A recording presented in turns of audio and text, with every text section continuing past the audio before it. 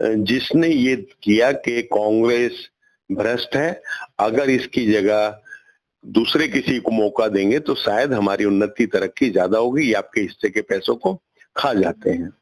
और एक भ्रम लोगों के बीच में आया, जिसका फायदा केजरीवाल जी ने भी उठाया और जिसका फायदा भारतीय जनता पार्टी ने भी उठाया।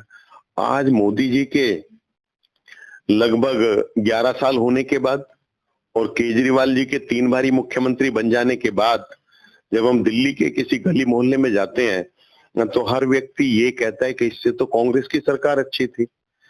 तो ये जो अंतर है, ये एक बहुत बड़ी कांग्रेस की जीत है।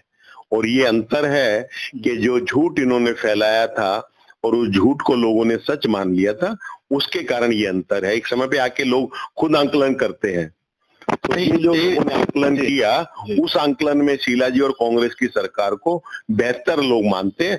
इस कारण से हम दोबारा अब सर्वाइव